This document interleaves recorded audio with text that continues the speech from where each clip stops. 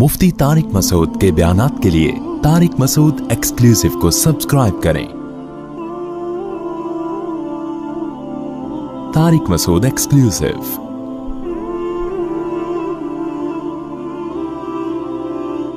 हिंदू का कमेंट्स आया कि हम इसलिए मुसलमान नहीं होते कि फजूल की टेंशनें बहुत हैं इस्लाम में। बात आ रही है समझ में? उस हिंदू ने कमेंट किए नीचे मेरे बयान के नीचे कि मैं इसलिए इस्लाम कबूल नहीं करता कि इस्लाम में ये फजूल की टेंशनें बहुत हैं, कि ये हो गया तो उससे निकाह नहीं हो सकता, ये हो गया तो उससे निकाह नहीं हो सकता। ये तो भाई हमारे लिए ये टेंशनें क्यों हैं? ये गैरतमंद लोगों की जिंदगी ऐसे ही होती है कि जब आपके बेटे की शादी हुई और बहू बन के कोई औरत घर में आई तो इस्लाम आपको ये इजाजत ही नहीं देता कि आप इस पे हवस की निगाह डालो। अब आपने जब भी उसको देखना है अपनी बेटी की हैसियत से देखना है और महफूज है। और ये भी इस्लाम ने बता दिया भाई ये तलाक भी देगा तो आप इससे शादी नहीं कर सकते, हो ही नहीं सकता, रास्ता बंद। तो हमारे पास कितनी बड़ी दलील, किसी एथियस्ट से पूछो कि ये गलत है, वो अगर गलत कहेगा तो गलत होने की दलील नहीं, वो सही कहेगा तो सही होने की दलील नहीं। हमारे पास कितनी बेहतरीन दलील है। हुर्रिमत अलैकुम उम्महातुकुम व बनातुकुम व अम्मातुकुम व खालातुकुम व बनातुल अख व बनातुल उख्त व उम्महातुकुम अल्लाती अर्ज़अनकुम व अखवातुकुम मिनर रज़ाअ व उम्महातु निसाइकुम व रबाइबुकुम अल्लाती फी हुजूरिकुम मिन निसाइकुम अल्लाती दखलतुम बिहिन्ना। क्या अंदाज है। मैंने एक अंग्रेज के तबसरा पढ़ा था इस आयत पे। उस अंग्रेज ने लिखा कि मुसलमानों के पास ये जो आयत है ना, ये ऐसी खानदानी आयत है, खानदानी का लफ्ज़ मैं अपनी तरफ से कह रहा हूँ, उसके जो अल्फाज का अपनी ज़बान में तर्जुमा कर रहा हूँ। उसने कहा सोचो जिस मुआशरे में इस कानून पर अमल किया जाता होगा कैसा पाकीज़ा मुआशरा होगा वो। ये अंग्रेज के अल्फाज हैं। और जिस मुआशरे के पास ये कानून नहीं है वो बज़बान हाल ये कहना चाह रहा था, तो उस मुआशरे की दरिंदगी का क्या आलम होगा, वो कैसे फैसला करेगी। अल्फाज के हैं कुरान के, आप उठा के देखें चौथे पारे का एंड। तुम पर हराम कर दी गई हैं हमेशा के लिए तुम्हारी माएं। कभी भी इंसान अपनी मां से इस किस्म का रिलेशन नहीं कर, हमेशा के लिए हराम। वह बनातुक, और मां में नानी दादी खुद बखुद आती हैं, वो भी उम में ही आती हैं। वह बनातुकुम, तुम पर हराम कर दी गई हैं हमेशा के लिए तुम्हारी बेटियां, और इसमें पोतियां और नवासियां भी इसी बेटियों में ही आती हैं। हुर्रिमत अलैकुम उम्महातुकुम व बनातुकुम व अखवातुकुम, तुम पर हमेशा के लिए हराम कर दी गई है तुम्हारी बहनें, चाहे मां शरीक हो या बाप शरीक हो, सब इसमें आ गई। व अखवातुकुम व अम्मातुकुम, तुम्हारे बाप की बहनें तुम पर हमेशा के लिए, बोलो भाई, फुफ्फी जिसे कहते हैं, मुकद्दस रिश्ता है। जब अपने बाप की बहन पे निगाह डालोगे माओ वाली निगाह डाल सकते हो, कोई और निगाह डालने की इजाजत, बोलो भाई, नहीं। ये है ही नहीं, ये निकाह का महल ही नहीं है। व अम्मातुकुम व खालातुकुम, तुम पर हराम कर दी गई हैं तुम्हारी माओं की बहनें, जिसको खाला कहा जाता है। नहीं आ रही बात, चाहे वो तुमसे उम्र में छोटी क्यों ना हो, लेकिन चूंकि तुम्हारी मां की बहन है तो लेवल उसका वही है ना। तो जब उस पे निगाह डलेगी मां वाली निगाह डलेगी। व अखवातुकुम व खालातुकुम व बनातुल अख, तुम्हारे भाई की बेटियां तुम पर हराम है, क्योंकि तुम्हारे भाई की जो बेटी है वो तुम्हारी बेटियों की तरह है, कभी भी उससे निकाह नहीं हो सकता। व बनातुल उख्त, तुम्हारी बहन की बेटियां जो तुम्हें मामू कहती हैं, तुम्हारे भाई की बेटियां तुम्हें चाचू कहती हैं। ये कैसा रिश्ता है कि एक तरफ चाचू भी कह रही हैं, अंकल भी बना रही हैं। अंकल का असल में तो चचा से निकला है, वो अंग्रेजों ने फिर इसका मफहूम इतना वसी कर दिया कि पूरी दुनिया को अंकल बना दिया उन्होंने। जब वो तुम्हें चचा कह रही है, तुम्हें एहतराम दे रही है, इज्जत दे रही है, तो अब उससे ये रिलेशन कायम नहीं हो सकता, ना हलाल ना हराम। हराम तो वैसे ही हराम है, हलाल भी नहीं हो सकता। व बनातुल उख्त व उम्महातुकुम अल्लाती अर्ज़अनकुम, क्या अंदाज है कुरान का। वो माएं जिन्होंने बचपन में गोद में लेके तुम्हें दूध पिला दिया, उनसे भी एक तकद्दुस का रिश्ता कायम हो जाता। पहले तो बहुत होता था, अब कम होता है। मालदार औरतें पहले बच्चे खुद नहीं पालती थी, अरब में दस्तूर था, पैसे देके किसी को कहते तू पाल ले, जब बड़ा हो जाए इधर दे देना। मैं इसलिए जो डिफेंस क्लिफ्टन की औरतें हैं ना, उनसे कहता हूं कि आपसे अगर बच्चे नहीं पल रहे हैं ना तो पैदाइश को रोको मत, पैदा करके दाइयों को पकड़ा दिया करो, ये फिर भी बेहतर है। और ये साबित है असलाफ से। खुद हमारे नबी सल्लल्लाहु अलैहि वसल्लम की वालदा मोहतरमा ने نبی کی ولادت کے بعد مائی حلیمہ کے حوالے کیا نا, حوالے کر دیا, تو مائی حلیمہ بھی آپ صلی اللہ علیہ وسلم کی کیا بن گئی؟ ماں بن گئی, کہ انہوں نے دودھ پلایا نبی صلی اللہ علیہ وسلم کو. تو جو عورت آپ کو بچپن میں دودھ پلائے, ایک تقدس کا رشتہ بولو بھائی قائم ہو گیا. اب اس سے نکاح کا سوچنا یہ غلط ہے, ماں بیٹی کا رشتہ بن گیا. اور اللہ نے کیا فرمایا؟ وَأُمَّهَاتُ نِسَائِكُمْ, تمہاری بیوی کی جو ماں ہے وہ بھی تمہاری کیا ہے؟ مدر ان لا ہے نا. یہ کیسے ہو سکتا ہے کہ بیوی پہ جو نگاہ ڈالو وہی نگاہ اس کی ماں پہ بھی؟ نہ وہ ساس ہے, وہ تمہارے لیے ہمیشہ کے لیے, یہ رشتے ہمیشہ کے لیے حرام ہوتے ہیں, ان کے حلال ہونے کی کوئی صورت نہیں ہے.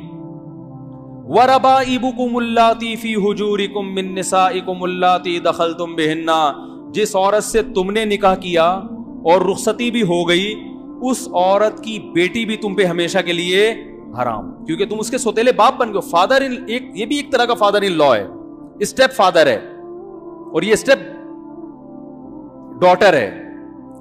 کیوں؟ اس لیے کہ اب یہ نہیں ممکن ہے کہ اس کی ماں سے بھی تمہارا ریلیشن ہو اور اسی وقت میں یا کسی زندگی کے کسی موڑ پر اب اس کی بیٹی سے بھی نہ. بھائی اس بیٹی نے تم پر ایک دفعہ باپ کی نظریں ڈال دی ہیں, کیونکہ وہ ماں کا شوہر تو باپ ہی جیسا ہوتا ہے نا. وہ ایک دفعہ تمہیں اس طور پر ایکسپٹ کر چکی ہے کہ میری والدہ کا کیا ہے؟ ہسبینڈ ہے.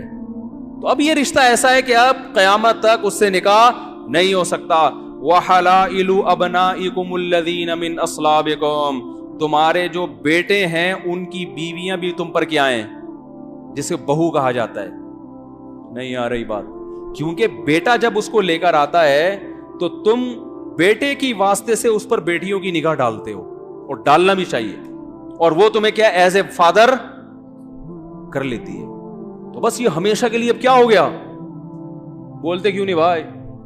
اور قرآن نے یہ بھی کہا وَأَن تَجْمَعُوا بَيْنَ الْأُخْتَيْنِ, اور دو بہنوں کو نکاح میں جمع کرنا بھی کیا ہے؟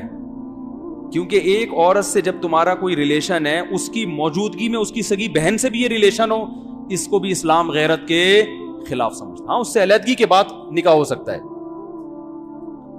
اور حدیث کے مطابق خالہ بھانجی سے بھی ایک ٹائم پہ نکاح نہیں ہو سکتا, پھوپھی بھتیجی سے بھی ایک ٹائم پہ نکاح نہیں ہو سکتا. آگے اللہ نے فرمایا وَأُحِلَّ لَكُم مَّا وَرَاءَ ذَلِكُمْ, اس کے علاوہ جتنے رشتے ہیں تمہارے لیے کیا ہیں؟ حلال. یہ اللہ نے تسلی دے دی. تسلی اس طرح دے دی کہ اللہ اتنے سارے تو نے خواتین کی لسٹ پیش کر دی جن سے نکاح ناجائز ہے, تو ہم تو ساری زندگی نکاح ہی نہیں کر سکیں گے.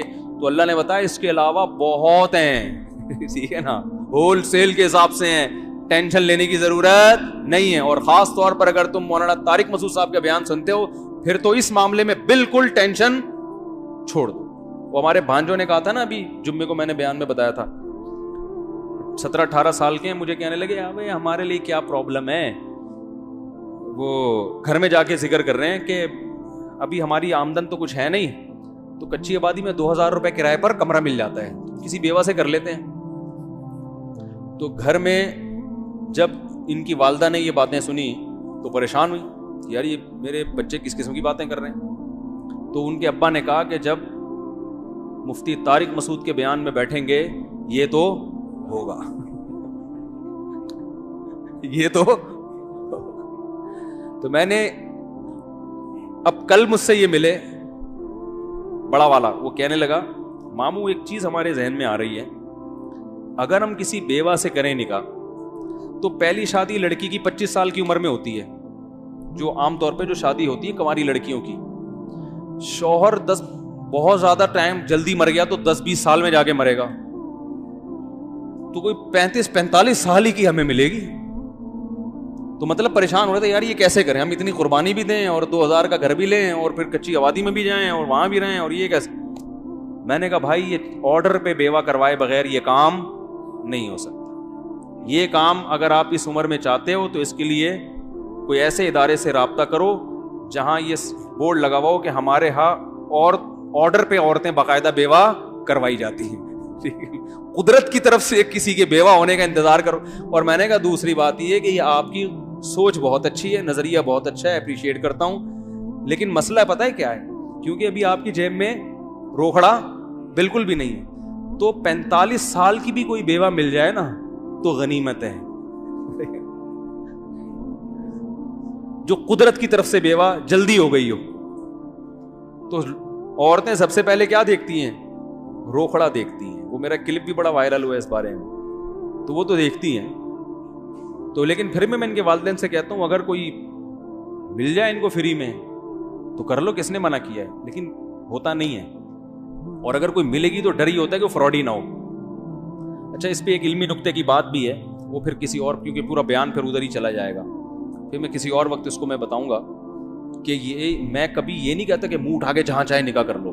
ٹھیک ہے نا, نکاح میں سب سے پہلے یہ دیکھنا پڑتا ہے, غریب لڑکی سے کرو یہ تو فائدے کی چیز ہے, لیکن یہ دیکھنا پڑے گا کہ آپ کی نسل نہ خراب ہو جائے, اور یہ قرآن سے بھی ثابت ہے. میں غریب لڑکیوں سے نکاح کا مشورہ بھی دیتا ہوں, بیواؤں سے بھی دیتا ہوں, طلاق یافتاؤں سے بھی دیتا ہوں, لیکن چند چیزوں پہ کمپرومائز نہیں کرنا. اگر کوئی ایسا خاندان ہے جن میں تمیز ادب ہے ہی نہیں, چور اچکے ہیں وہاں کے لوگ, عورتیں, پھر شادی آپ کو پھر نہیں کریں, کیونکہ بچے ماں کو فالو کرتے ہیں. آج کل باپ کو کوئی نہیں لفٹ کراتا. آپ کے بچے اس ڈیزائن کے پیدا ہوں گے کہ آپ بولو گے یار یہ کیا عذاب میں ڈال دیا ماموں نے. ٹھیک ہے نا, تو اس پہ کمپرومائز نہیں کرنا ہے. پھر یہ قرآن سے کہاں ثابت ہے یہ میں کسی اور وقت بتاؤں گا. ہاں, کسی کو خدا نخواستہ زنا کا خوف ہو, یہ خطرہ ہے کہ اگر نکاح نہیں کیا تو میں زنا میں پڑ جاؤں گا, پھر وہ جیسے تیسے جہاں بھی موقع ملتا ہے نکاح کر لے, کیونکہ زنا سے بچائے اپنے آپ. لیکن نارملی غریب لڑکیوں سے تو کریں, بیوہ سے بھی کریں, اپنی اسی عمر میں زیادہ ہے تو بھی کریں. ہمارے نبی نے پہلا نکاح 25 سال کی عمر میں کیا, 40 سالہ بیوہ سے, لیکن خاندان اچھا تھا. جیسے ہی نبی کو نبوت ملی ہے سب سے پہلے تصدیق حضرت خدیجہ نے کی. ان کے تسلی کے الفاظ جیسے تھے نا, اس سے پتہ چلتا ہے کہ بڑے اچھے خاندان کی تھیں. کیا ارشاد فرمایا رسول اللہ صلی اللہ علیہ وسلم سے, آپ نے فرمایا ایسے فرشتہ آیا یوں کیا, تو آپ پریشان تھے. انہوں نے فرمایا کہ اللہ آپ کو رسوا ہونے نہیں دے گا, اس لیے کہ آپ ہمیشہ بیوہ عورتوں کو سہارا دیتے ہیں, مسکینوں کا, یتیموں کا خیال کرتے ہیں. آپ کی زندگی اتنی اچھی گزری ہے. جن کے اعمال ایسے خاندانی ہوتے ہیں ان کے ساتھ اللہ کی مدد ہوتی ہے.